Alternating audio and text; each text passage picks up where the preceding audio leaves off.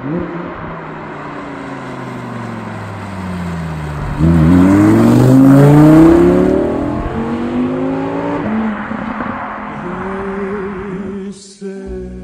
parti.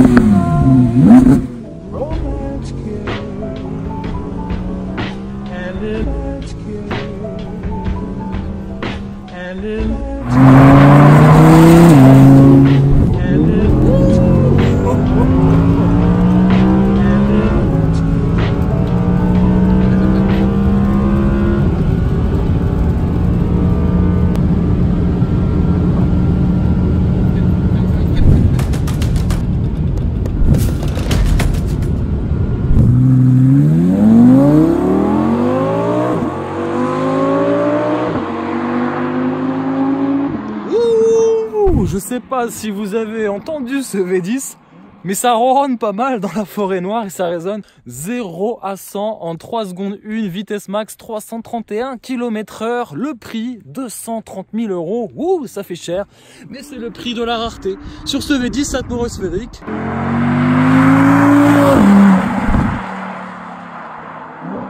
On peut remercier encore Audi et les autres constructeurs de nous fabriquer encore de belles supercars qui nous font rêver, même si ça plaît pas aux écolos, même si ça plaît pas à tous ceux qui prônent justement, qui sont contre ce genre de voiture. D'ailleurs, hein, si vous êtes dans cette vidéo, n'hésitez pas à partir, c'est pas fait pour vous, c'est fait pour les passionnés ce genre de voiture. Et sachez que ça ne va plus beaucoup exister dans quelques années. Il y a des grosses grilles d'aération qui permettent de faire rentrer l'air dans le moteur qui se situe ici. Et oui, derrière cette vitre, vous avez ce fameux V10 FSI de 620 chevaux. Voilà, une beauté, un chef-d'œuvre derrière cette vitre. Qu'en penses-tu, Ancelin? C'est quoi ces sensations à bord de cette R8? Écoute, tu vois la météo comme moi? Ouais. Franchement, tu tiens le volant d'un doigt.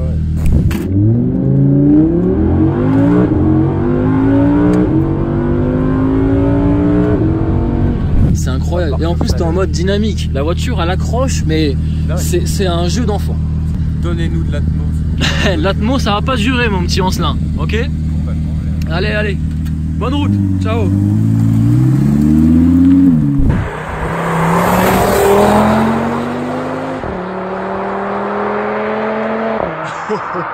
TTRS.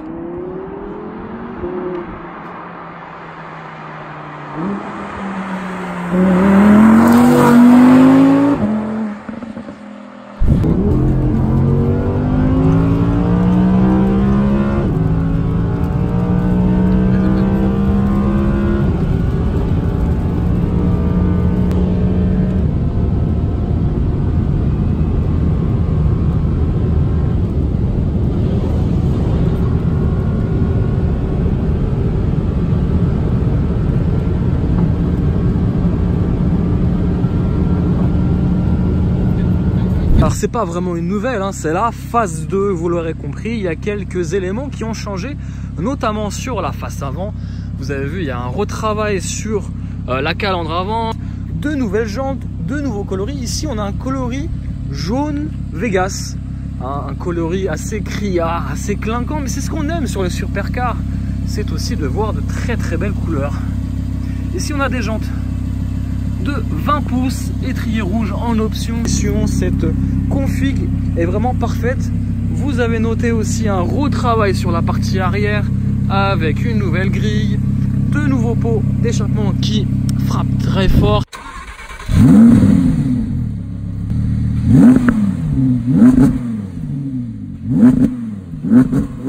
Première génération, figurez-vous qu'elles se sont vendues à plus de 30 000 exemplaires. C'est peut-être notre dernier essai sur cette Audi R8, il n'y en aura peut-être plus. On est sur une phase, une transition où le monde change et les V8, les V10, tous ces gros moteurs n'auront plus leur place dans quelques années. Alors mes amis, profitons-en.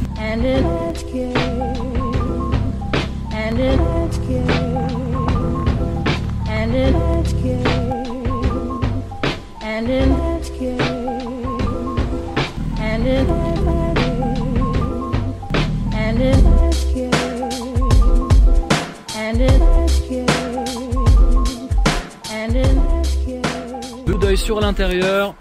C'est assez étroit, seuil de porte R8, c'est écrit ici, rétro-éclairé s'il vous plaît. Mais le plus important les amis, c'est ça. Eh oui. Eh oui, eh oui, eh oui.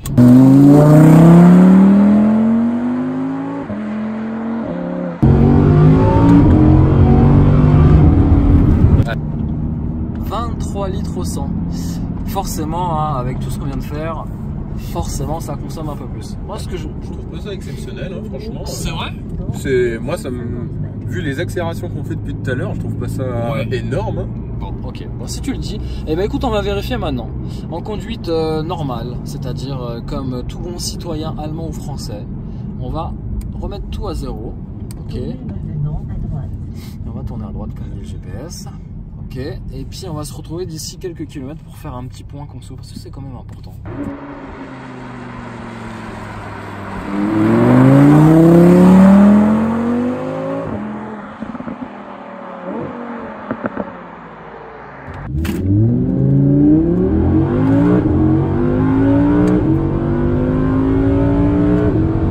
Est-ce que vous avez apprécié le son du V10? Dites-moi tout en commentaire.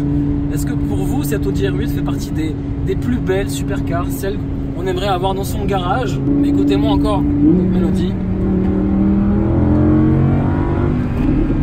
Avec ce petit retour de gaz au lâcher de pédale quand même, ça reste assez impressionnant. Je pense que vous allez apprécier cette Audi R8. N'hésitez pas à liker d'ailleurs. Limite très peu de place à l'arrière pour mettre limite ses bagages. Mais le V10 est juste là, il hurle derrière nos tympans, il est vraiment bien cadenassé par ses barres en acier. Dès que vous sollicitez l'accélérateur, tout de suite, voilà. Et ouais, ça pousse très fort. Écoutez-moi ce son.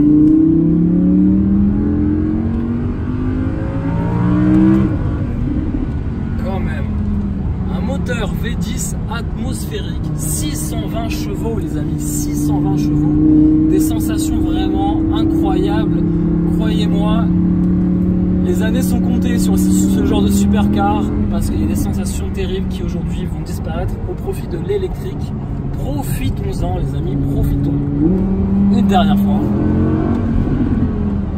Donc 620 chevaux, 580 Nm de couple. C'est une transmission quattro mais avec une préférence, une prépondérance à aller plutôt sur une transmission propulsion, surtout en mode dynamique. Mais sachez qu'à chaque perte de motricité, les roues avant peuvent reprendre un peu d'adhérence.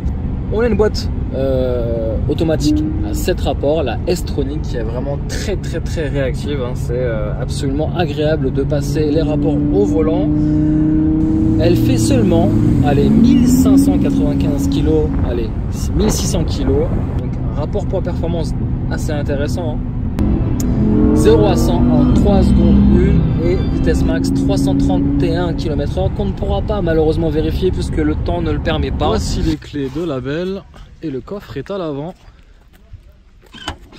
Regardez-moi le coffre. C'est très petit. Est-ce qu'on arrive à mettre ton petit sac jaune dans l'Audi R8 jaune, Vegas? On va voir ça. Réponse maintenant. On a quand même une petite profondeur avec une petite attention, une lumière qui éclaire ce joli coffre profond.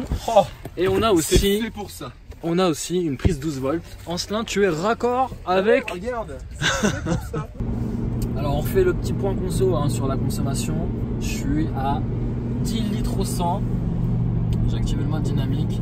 Alors effectivement on est en montagne, les consos sont un peu biaisés, mais je pense que vous pouvez en conduite mixte atteindre les 11 litres au 100, voire les 12 litres, et c'est ultra faisable. Alors je crois qu'il y a la désactivation des cylindres, je suis pas sûr, mais je crois qu'il y a allié, et du coup ça permet de faire baisser, si vous voulez, les consommations. Donc 11 litres au 100 pour un V10 de 620 chevaux, j'ai envie de vous dire quand même que ça reste ultra raisonnable. Mais sachez que les propriétaires de supercars comme cette R8, eux, ce qui les intéresse, c'est vraiment l'autonomie. Et l'autonomie, c'est vrai qu'à un moment donné, vous en avez un petit peu marre de passer votre vie à faire le plein. Et qu'une autonomie de 400-500 km pour une supercar de 620 chevaux, quand même, ça reste ultra raisonnable. Alors, au niveau comportement routier, je ne vais pas vous mentir, Cette R8 tient vraiment le pavé, il n'y a pas de surprise. C'est quasiment un rail. Il faut vraiment activer limite le mode race, mais là c'est que sur circuit pour vraiment sentir les limites de la voiture. Sur route, on peut se faire plaisir en toute sécurité avec une précision chirurgicale sur la direction. Vous la menez où vous voulez avec une prise en main très simple. Il n'y a pas besoin d'avoir des notions de pilotage pour conduire une R8.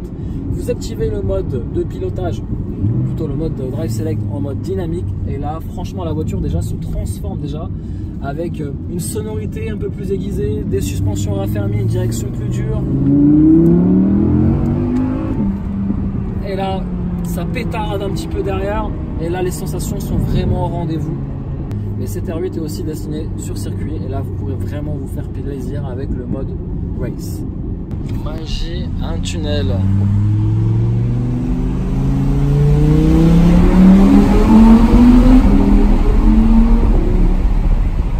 C'est très très beau. C'est magnifique. Regardez-moi cette Audi R8, il neige malheureusement les amis.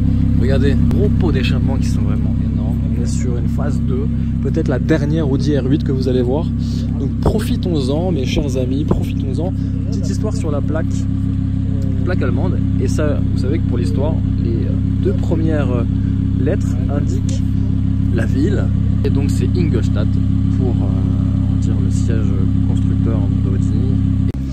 Alors je sais pas si vous, un jour, et je vous le souhaite vraiment, de vous acheter une voiture qui vous fasse plaisir comme cette Audi R8. Ici, on est sur une config assez spéciale puisque les logos sont noirs. Fini le chrome, c'est vraiment l'aspect sportif qui prime.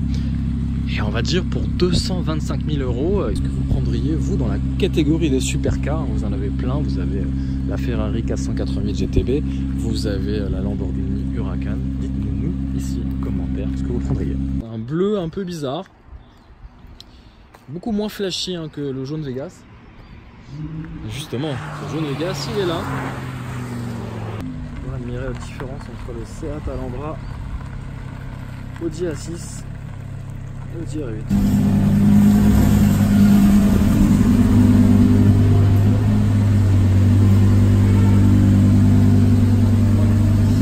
C'est un peu difficile dans les parkings en R8, mais ça passe. Admirez ce faciès avant. Alors il y a très peu de choses qui changent, mais il y a des petites choses, des petites subtilités. Et admirez l'arrière de cette R8 jaune Vegas avec le clignotant progressif. La R8, c'est vrai qu'elle est assez large, je sais pas combien elle fait de largeur, au moins 2 mètres. Et quand il y a des bus, on serre les fesses. Hein. Que c'est en DAX. Passe. Tant qu'il n'y a pas de bruit, c'est que ça passe. Ça reste une supercar. Elle reste quand même polyvalente, bien plus polyvalente qu'une Huracan ou qu'une 488 GTB. Le confort, voilà, ça reste une supercar. Donc faire attention. Je sais pas s'il y a le lift qui permet justement de rehausser le nez de la voiture. Je crois pas. L'épaisseur des sièges. L'épaisseur des sièges est quand même assez réduite. Hein, c'est vraiment aussi épais que moi, c'est bien. Les sièges sont vraiment très très fins. Donc franchement, en termes de confort, c'est pas trop ça, mais c'est pas ce qu'on lui demande aussi. Peut-être que les gens qui verront cette vidéo dans 10 ou 20 ans diront mais ils ont eu de la chance en fait. Ils ont eu de la chance de conduire ce dernier V10 atmosphérique quand même. Ouais, moi je pense qu'on est dans une époque... J'espère qu'ils diront pas ça, ça veut dire qu'on pourra s'amuser encore un peu avec d'autres caisses. Ouais, j'espère pour eux, j'espère pour nous, j'espère pour tout le monde. Mais la rumeur dit que le prochain... Mais la rumeur, dans une ère de réflexion, de transition sur l'électrique où aujourd'hui voilà clairement c'est ça. Les voitures, les gros moteurs, ça a tendance à disparaître. Alors pas forcément demain, mais dans quelques années, oui. Donc profitons-en. Profitons de cette belle mélodie du V10 et de ces gros moteurs. Dans tous les monospaces, il y a les gamins qui sont à l'arrière pour dire mais c'est quoi cette voiture? Alors est-ce qu'ils vont faire un petit pouce levé? Yeah! Génial, cette R8 attire la sympathie, je sais pas si c'est la couleur ou la R8. En France, jamais t'aurais des gens qui seraient contents de voir des caisses comme ça. En France, t'aurais eu des tonnes de rageux, de haineux, avec un klaxon. Ouh! Qu'est-ce que tu viens de nous faire là? Alors sachez, hein, pour la petite histoire, que toutes les autoroutes ne sont pas illimitées, loin de là, c'est des petites portions. Voilà, et sachez que les Allemands ne sont pas aussi disciplinés qu'on puisse le croire, hein. Ils restent aussi à gauche comme nous les Français. Eh oui, ça existe. Sensation, tu me disais que c'était un vélo. Alors, c'est un vélo à 4 roues qui se conduit facilement, qui est quand même 620 chevaux. Mais toi, tu me dis que c'est un vélo. Bah, c'est un vélo dans le sens où j'ai eu beaucoup plus de mal avec des caisses parfois beaucoup moins puissantes, quoi. Ouais. C'est vrai. Là, c'est le quattro est rassurant. Ça peut être un piège, mais aujourd'hui, en tout cas, je n'en ai vu que du positif. À aucun moment, j'ai eu le voyant de l'ESP se déclencher. Pour dire que vraiment l'efficacité du quattro est vraiment assez impressionnante quand même. C'est qu'à aucun moment il y a eu l'ESP pour intervenir, et pourtant on était dans des conditions sincèrement assez difficiles. On va pas se mentir, on était sur de la neige, il faisait -1, -2. On était sur des routes entre verglas et pluie, donc 620 chevaux. Il y a d'autres voitures qui auraient déjà eu l'ESP déclenché depuis longtemps. Ouais. On était en mode dynamique. Autant vous dire que honnêtement la voiture est ultra efficace. Pour la mettre en travers, il faut vraiment y aller comme un porc, on va pas se mentir. Il faut vraiment mais faut forcer quoi. Donc si vous voulez vraiment la mettre en travers, il faudra faire ça, enlever l'ESP, se mettre en mode race, bref. Après là c'est vos responsabilités. Mais bon, c'est un petit joujou qui vaut quand même 230 000 €, donc faites quand même attention. Qu'est-ce qu'elle est belle, à noter quand même, hein. L'un des derniers V10 atmosphérique de la planète. Après c'est terminé, place à l'électrique. À noter aussi les très belles jantes 20 pouces, disque céramique qui freinent très fort. Honnêtement, on peut parler du 0 à 100, du 0 à 200, du 0 à 300, mais on peut aussi parler du 300 à 0, du 200 à 0 et du 100 à 0. C'est juste impeccable. On a fait trop de chiffres aujourd'hui. Il y a trop de chiffres, cette voiture donne mal à la tête. On va se reposer. Merci d'avoir regardé la vidéo les amis. Je vous dis à très vite pour de nombreuses aventures. Et merci d'avoir été ton copilote et d'avoir été mon copilote. C'était un plaisir. Sur ce les amis, j'espère que vous avez apprécié. Si vous avez apprécié, petit pouce, gros pouce, ce que vous voulez. Et surtout n'hésitez pas à commenter en commentaire l'incommentable ou le commentable. C'est-à-dire si vous aimez bien cette R8, s'il y a des concurrents qui vous frappent plus que d'autres. En tout cas cette R8 en jaune Vegas, elle mérite d'être insolente. Ciao.